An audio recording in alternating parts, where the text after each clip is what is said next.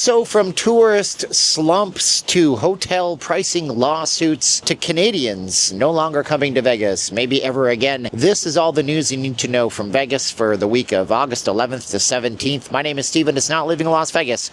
Let's give you some news updates. All the stories right here. So we all know by now that the tourism numbers are hurting in Vegas. If you haven't subscribed to my channel, I cover this all the time. We're picking apart the economy in a way that will make sense to you every single week on Thursdays.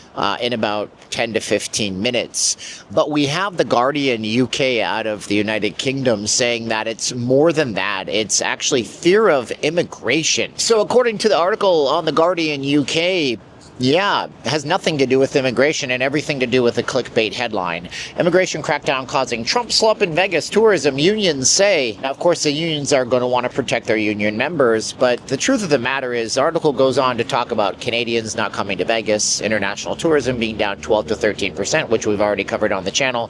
And it does say, kind of in the very start of the article, so they don't have to be accused of clickbait, that some people in the service industry are a little bit worried about immigration raids happening around town. Now, for the record, we have not seen any immigration raids on Las Vegas Boulevard. It's perfectly safe to come to Vegas. These are the kinds of articles that make people hate the media because the media is lying to you to get you to read the article. And I don't imagine we ever will see those kinds of raids here because I believe the powers that be, Joe Lombardo, our governor, which got into the news himself in a minute, we'll get to that in a second, he's going to prevent that from happening, knowing full well that if we did have something major happen on the Las Vegas Strip, it would be all across the international media, and it would hurt the chances of people actually coming here. But Lombardo did get into the media last week, something immigration related, which caused a lot of people to have a lot of outcry. But it was not really what you think it was, because most of you didn't read the article. Joe Lombardo was in the news last week because he was, quote-unquote, calling in the National Guard to help with immigration and customs enforcement agents here in the Valley. If you read the article, you would have seen that. Joe Lombardo was simply calling in 35 National Guards people to do paperwork and help with paperwork for what they are doing in the Valley. And as far as I can tell, there have, again, been no raids on the Las Vegas Strip. I don't want people to be afraid of coming here. That's what the media wants you to be. I have seen videos of stuff happening behind the casinos, but there's a really good chance that if you're visiting here, you are not going to be back in behind the Treasure Island where they're doing construction by the Mirage. You're probably going to be out here where it's completely safe. But NPR is reporting that the tourist slump is not just a Vegas problem. It seems to be happening nationwide. NPR is noting things like economic uncertainty, people holding on to their monies, people not sure what's happening next in the economy, and not wanting to make any big decisions on things like travel until the summer is over.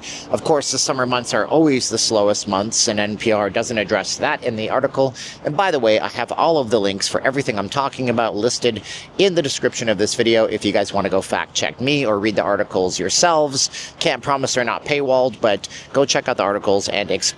But consumer spending habits are hurting Vegas right now. The local Vegas, the Vegas that you never see. We have a video coming up more on this on Thursday, talking about how Vegas could be a complete and utter ghost town with 50 to 100,000 people leaving if things don't get better in the next 2 years. But they're reporting over on the Review Journal side, that's our major daily newspaper out here, that, things like auto detailing, which can cost up to $400 a car, apparently, if you have a nice car, things like beauty salons, things like gyms, things like fitness centers, things that are not necessary in life are starting to pivot and tank in the Valley. This is a side effect of these tip workers not making enough money. This is a side effect of people who are getting laid off and they're furloughing hours at these properties without telling you. They will never tell you that Vegas's economy is literally a soap bubble sitting on the head of a pin where even a fly buzzes by and it could burst the entire thing. But we will have more on that on Thursday's video where we go in depth into the subject. So subscribe for that.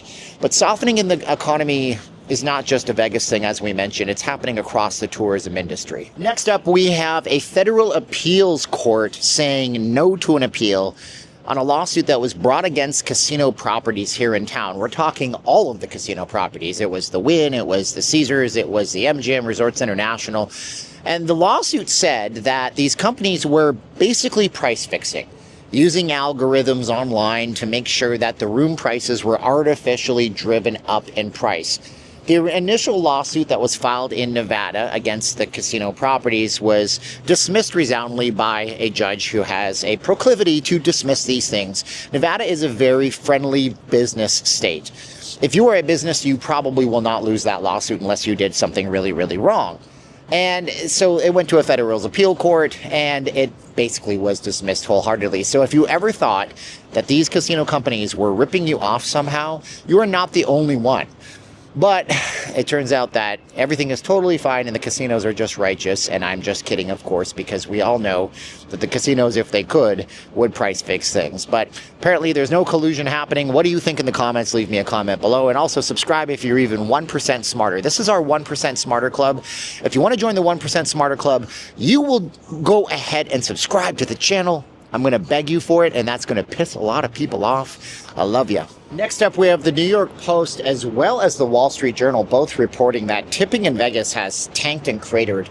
And this is causing big ripples in the Vegas local economy, with some people noting that they used to get 80 cents per drink and now they're getting 10 cents per drink, with this tanking the incomes of some people who are living off of tips here in the Valley by as much as 50%. We do have a big tipping culture in the United States of America. If you're a European watching this, please understand that out here, it's a combination of a very low hourly rate plus tips that help all those people giving you great service get by, and always tip. I tip even when it's bad service, because if I ever come back, I don't want them to spit into my food. That's just me. I'm not saying you would do that.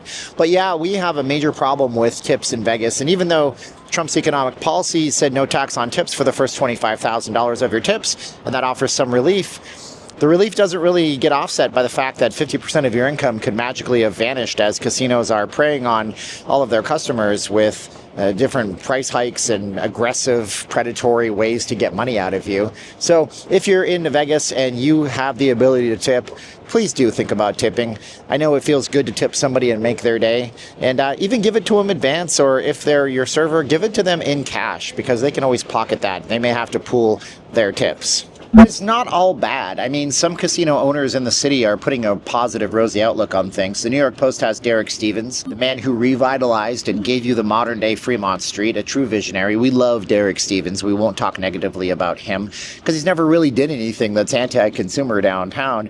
But he's saying that, gaming revenues did rise downtown in June, and events like UFC on weekends and possibility of the NFL coming back to Vegas very soon with the season starting, as well as the NHL, as well as the NBA, could just get us back to normal. But my question to you watching this video is, will you tolerate the new normal? Is this something that you want to tolerate? Are you finished? Are you fed up?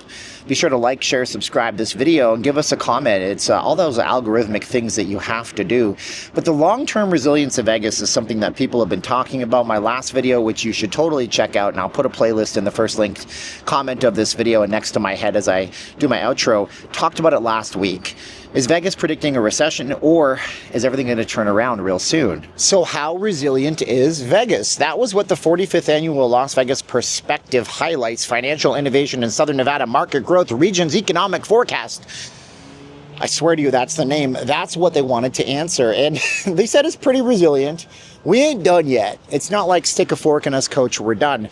But at the same time, they did highlight many, many different things. I'll link that report in the show more box of this video. And if you don't know on YouTube, your YouTubers that you watch are always sharing more in the show more box. There's usually a plethora of good information, and all the links for this video are pinned down there. They cite things like the challenges of the economy and the challenges of this and the challenge. You know what they don't cite? $26 bottles of water at the Aria or $40 bagels and coffee at the Fontainebleau. If they basically took some accountability for the industry, then possibly they would see there's a way out, but it's through. But yeah, that's what they basically said at the 45th Annual Las Vegas Perspective Highlights Financial Innovation in Southern Nevada Market Growth Region's Economic Forecast report, linked in the comment below. So that's your news update for Vegas for August 11th to August 17th. Tune into the channel, subscribe if you're into the news updates. It's a new series we're going to be doing every single Monday. And also subscribe for our Thursday videos where we do deeper dives into topics and rip apart the economy and give you guys some good analysis on the channel. My name is Steven. I'm not leaving Las Vegas. This is the time of the video where I say thank you for watching. The only reason we even have a YouTube channel is because you, the viewer, hope to see you back here, and we say 3, 2, 1, click. Are you ready? 3, 2, 1, and Click!